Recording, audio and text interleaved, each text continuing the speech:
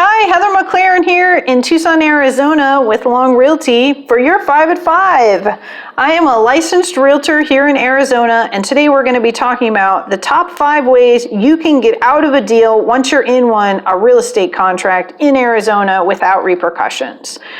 This happens a lot. People ask me this question a lot, so I thought this would be a good topic to cover. And while we're doing that, we are visually touring one of the beautiful East Side parks in Tucson. I thought it'd be fun for you guys to get to see one of my many favorites, one of my favorite places, Udall Park. It's over at Tanque Verde and Sabino Canyon. You know, you just need a break from the office for a few minutes and you come over and take your shoes and socks off and walk around in the grass or walk your dog after work or something. It's really nice. So, okay, here's a quick tour of the park. You ready?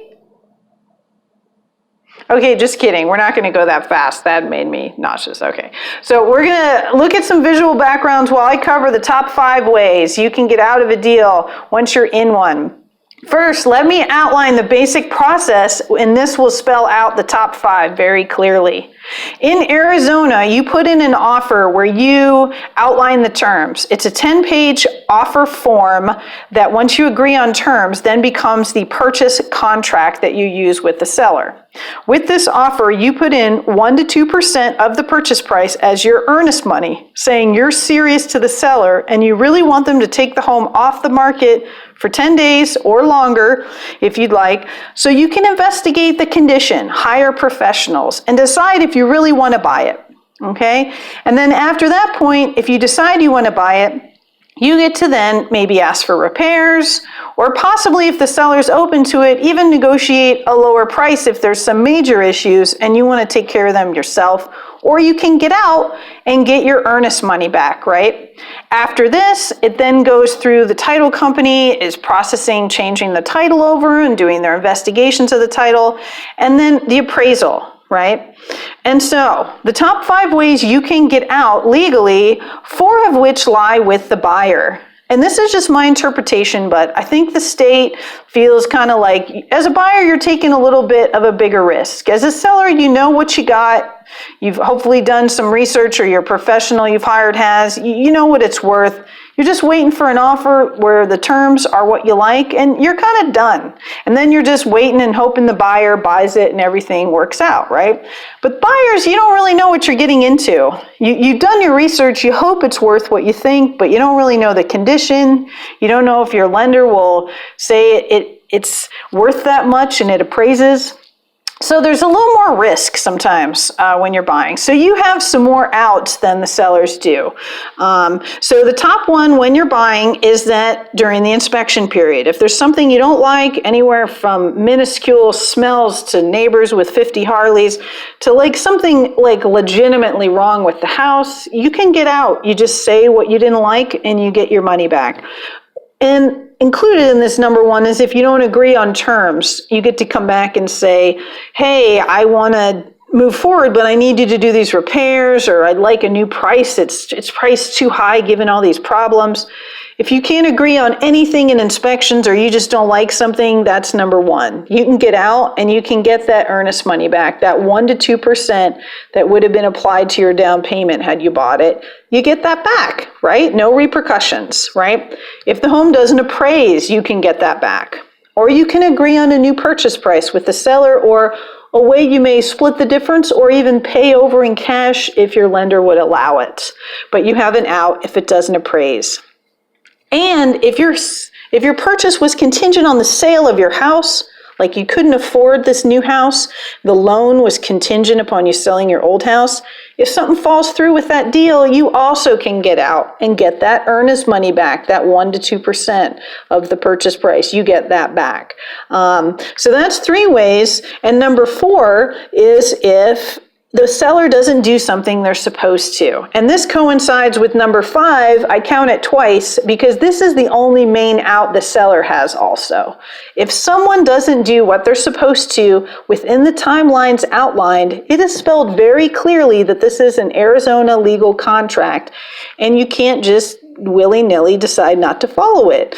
For the safety of both parties, if someone doesn't do something they're supposed to in the time period they're supposed to, you can issue what's called a cure notice, and you're trying to cure a possible breach of contract. And they have 3 days to rectify it. If they do not rectify it and get on track with the terms you've spelled out, you can then get out. As a buyer, that means you get to keep your earnest money, your 1 to 2%, and walk away unscathed, but just with a little wasted time and maybe a little wasted money for professional inspections or appraisal.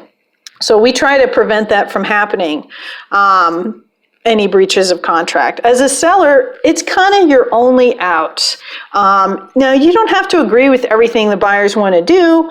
They go through inspections, and if they ask for repairs and you don't want to do them, or you have a better backup offer waiting, you don't have to say yes, you can say no. If it doesn't appraise and they want you to lower the house, you can say no. Pay over in cash if you want it. You can say no. You don't have to agree to things, but you're not allowed to walk away. And as a seller, you're also not allowed to just ditch the buyer and take a higher offer if you get one once you're under contract. You are allowed to keep it as a backup contract though, and you can use it for negotiations. Say you accepted $250 on your house and someone comes in and they're offering $254 as a backup offer, and your first buyer wants you to do all these inspection repairs and stuff. You can be like, no, I'm sorry. I have a higher offer waiting to come in. If you don't want it, I don't feel any real need to do repairs. I'm not going to do any repairs. And then the first buyer has to take it the way it is or go away, and then you can take the second buyer. But as a seller, you're kind of locked in unless the buyer doesn't do anything that they say they're supposed to, and then you're able to cure for a possible breach of contract and get out. And if the buyer does something they're not supposed to, doesn't remedy it, breaches the contract, you get to keep that 1 to 2% as compensation for your time and trouble, which would hopefully cover a mortgage and make up for the time it's been off the market. So there you have it. I'm not a lawyer, I'm a licensed realtor, and that is just the top 5 ways in the Arizona purchase contract that you can get out without any repercussions. Now, of course, as buyers, if you get out at any other juncture, the seller would keep your earnest money as compensation, possibly for you breaching contract. And as sellers, it's kind of bad if you breach contract as sellers and just change your mind on selling. If you didn't have an out, like let's say it wasn't contingent upon you purchasing something else or something, sometimes that can result in legal action, possibly, and different things. So, but this is getting into more of a lawyer area. You'd want to consult a lawyer for more details on that. But I can just tell you the top 5 options, or if you have questions in particular about a scenario, feel free to reach out to me by phone or email, and I can consult you on the options in the Arizona legal purchase contract that are available to you, and recommend good real estate attorneys should you want further discussion other than just explanation of your rights in the contract. So thank you so much for tuning in today. We're going to have more great information next week. I hope you're enjoying the scenery and have a wonderful week out there in the Tucson housing market.